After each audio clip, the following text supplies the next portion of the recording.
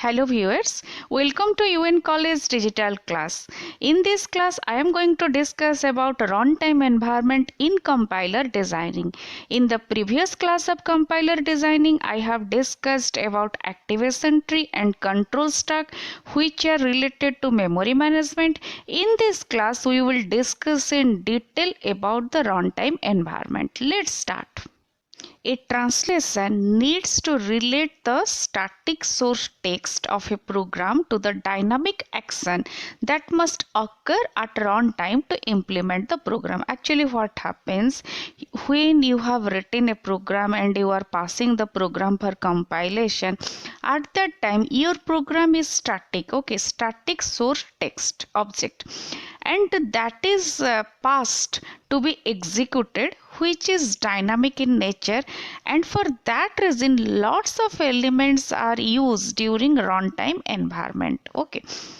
The program consists of names for procedures, identifier, etc. that requires mapping with the actual memory location at runtime. For example, suppose in a C program you have used printf or scanf or getcs. At that time, when during runtime, what happens, the program, the function, it means that the printf, scanf, getch must be mapped with the actual memory location where the coding exists.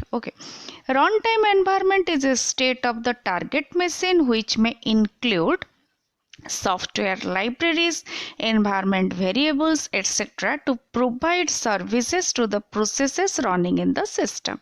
Obviously, the runtime environment differs from system to system on the basis of operating system, on the basis of computer system architecture, lots of things. But basically, the runtime environment includes software libraries like stdio.h and canoo.h in case of C programming, and environmental variables which are temporary variables, etc. For what reason? To provide services to the processes running in the system. During runtime, lots of elements are playing very important role. One of the element is source language. And in case of source language, in context with source language, activation tree plays very important role. Already in the previous class I have discussed about activation tree. If you have not gone through that previous class, then please go through that so that you will get clear concept on activation tree. But still, let me just define activation tree in this class. Actually, what happens, your program consists of lots of elements, like lots of different procedure, and activation tree shows the control flow of execution of your program. It means that, for example, suppose in your program you are having main method, and inside main function you are calling 4 different function. Then the activation tree will represent for your program the root is main, and from main how control is flowing to different procedure. This is represented by using activation tree. Already I have discussed this in the previous class. Control stack and activation records. Control stack is a stack which is used during runtime to maintain activation records. I am going to discuss what are the elements are present in activation record.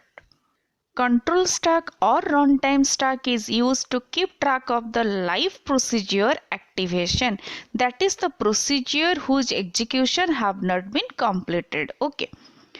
A procedure name is pushed onto the stack when it is called. It means that activation begins, and it is popped when it returns. It means that activation ends. Information needed by a single execution of a procedure is managed using activation record or frame. When a procedure is called, an activation record is pushed into the stack, and as soon as the control returns to the caller function, the activation record is popped. In this way, activation record is maintained in the control stack. A general activation record consists of the following things. What are those? Local variables. Local variables are used to hold the data that is local to the execution of the procedure. Then temporary values stores the values that arise in the evaluation of an expression. We know that what are the temporary values. Suppose you are calculating one expression, let the expression is x equal to a plus b into c divided by d in this way. Okay, it means that your expression consists of lots of sub expression. At that time what happens? Intermediate result will be generated, and your operating system or your runtime environment will use temporary variables to store those intermediate result. Then machine status. It is used to hold the information about the status of machine just before the function call. Okay, whether the now the memory is free, how much memory is free, in which register your data will be stored, everything. The machine status, where the what is the status of the machine, so that the procedure can be executed.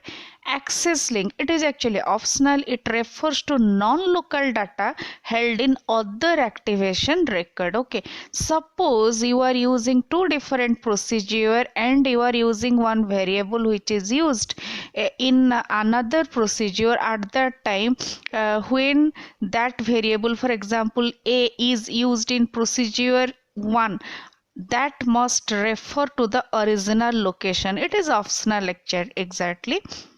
Control link points to the activation record of caller. Return values used by the called procedure to return a value to calling procedure. We know that what is return value. If you are not returning anything, then that will be maintained by the keyword void. Actual parameters and formal parameter, all of us are acquainted with programming and we know what is the meaning of parameter. Actual parameter, what you are passing to a procedure, and formal parameter or argument, what that element or that procedure is receiving. Now I am going to discuss about subdivision of runtime memory. Actually what happens when you are writing a program and you are passing the program for compilation, the program is treated as static one. Okay, but during runtime lots of things are happening and all those are dynamic. One of that, runtime memory management. Runtime storage can be subdivided to hold target code. What is target code? The program code. It is static as its size can be determined at compile time. Then the next one is static data objects. Next one is dynamic data objects, that is heap. And the last one is automatic data object, which one is stack. Okay. Here I have represented the subdivision of memory or runtime memory in a diagrammatic way. Code area, global static area, stack, then heap. The stack grows towards higher memory and heap grows towards lower memory. Now I am going to discuss about storage allocation techniques or runtime memory management also we can say. Static storage allocation. For any program, if we create memory at compile time, memory will be created in static area. Okay. For any program, if we create memory at compile time only, then memory is created only once. It does not support dynamic data structure, that is memory is created at compile time and deallocated after program completion. Okay. The drawback with static storage allocation is recursion is not supported. Another drawback is size of data should be known at compile time. For example, Fortran was designed to permit static storage allocation only.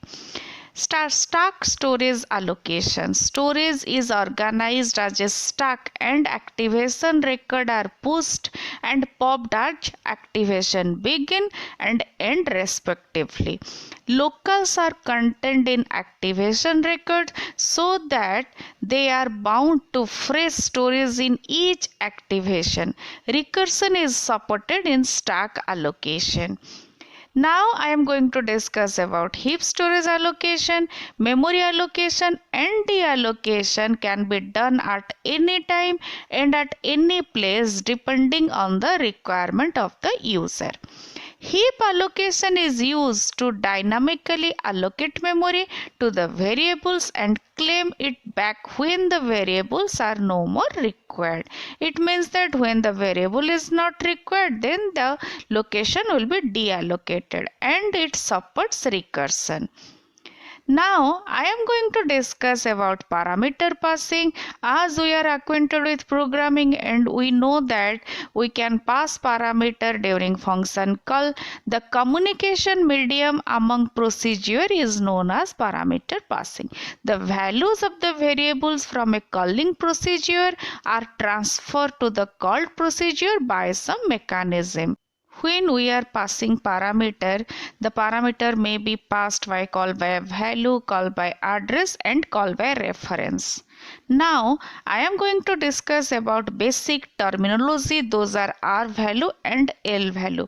R value, what is the meaning of R value? The value of an expression is called its R value. The value contained in a single variable also becomes an R value if it appears on the right side of the assignment operator. R value can always be assigned to some other variables. Now I am going to discuss about L value, the location of the memory or address where the expression is stored is known as the L value of that expression. It always appears on the left side of the assignment operator. Here I am going to give one example of L value and R value so that you will be clear on this concept. The day here I have used day equal to 1, day is one variable, week equal to day into 7, week is another variable, then month equal to 1. In this way all these are the expression. Okay, year equal to month into 12. From this example, we understand that constant values like 1, 7, 12 and variables like day, week, month and year all have R values. Only variables L values, as they also represent the memory location assigned to them. Okay. Here again I want to say you that the first statement day equal to 1, suppose by mistake I will write 1 equal to day, then it will prompt error because L value cannot be, we cannot use constant as L value. L value always represents variable. I hope you have got some clear concept on L value and R value. We can describe address in the target code using the following ways: static allocation and stack allocation. Okay. In static allocation, the position of an activation record is fixed in memory at compile time, as it is a fixed type or static allocated memory. In the stack allocation, which is dynamic in nature, for each execution of a procedure, a new activation record is pushed onto the stack. When the activation ends, then the record is popped. For the runtime allocation and deallocation of activation records, the following three address statements are associated. What are those? Call, return, halt and the action, a placeholder for other statements. Now I am going to explain the static implementation and dynamic implementation by using examples. Now I am going to give an example of static implementation of call statement. The following code is needed to implement static allocation. Let the code is move here plus 20 callee.static underscore area. It saves return address. Actually in the next slide I will discuss what is the meaning of callee.static and each execution. Okay, go to callee.code underscore area. When you are using this type of statement or when you will see this type of statements, then it means that you are moving from one location to another location. It transfers control to the target area for the call procedure. Okay, Here I have explained each statement. Callee.static_area shows the address of the activation record. Callee.code_area shows the address of the first instruction for called procedure. Hash here plus 20 literal are used to return address of the instruction following go to. Now we are going to discuss about stack implementation of call statement, which is dynamic implementation or dynamic memory allocation. Add has caller.record size sp increment stack pointer. Here sp represents stack pointer. Move has here plus 16 pointer sp, it saves return address. Go to callee.code_area. Here color.record size is the size of the activation record. Hash here plus 16 is the address of the instruction following the go to. In this way, static implementation and stack implementation manage call statement. Here I have represented how your program is compiled and converted into object code. Diagrammatic representation I have used here. Let me use the pen so that I can clearly explain you. Okay. When you have written the source code at this point and you are passing for the compilation, preprocessor activities are performed here, and we know that what is the meaning of preprocessor activity. Then the source code is expanded by using the preprocessor activity. Then the compiler takes all those, the code, expanded source code. Then the compilation process is executed, and we are basically talking about after intermediate code optimization and runtime memory management. We are here this point, and when the compiler is converted your code into assembly code, at that time memory is allocated by using stack and heap data structure, because those are dynamic in nature, and whatever coding you have written here or the variable you need that the variable will be allocated during compilation time, those will be stored at the static area which is fixed in nature, and then gradually your code is converted into the object code and then it is passed for execution. But at this point runtime memory management plays a very important role. Okay. Now I am going to explain about another important concept here. Actually here I just want to give a just introduction regarding this part, because I will explain in detail about all those in next class. In compilation, during compilation, at the last phase of compilation, two things plays very important role for execution. Those are loading and linking. Just like static memory allocation, dynamic memory allocation, loading and linking are implemented in those different type of mechanism. And here you can see that, let me use the pen again.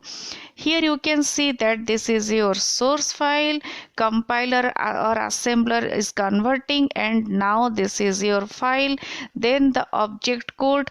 And here what happens, your file exactly, suppose you have written a single program, okay, but that may not be a single procedure for the compiler or the system.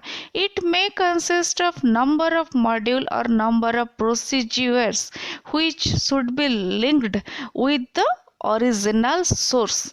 In this way linker plays very important role and loading also very important. Actually we will discuss in detail about loading and linking, like dynamic loading, dynamic linking, all those in the next class. In this class, we have discussed about the runtime memory management.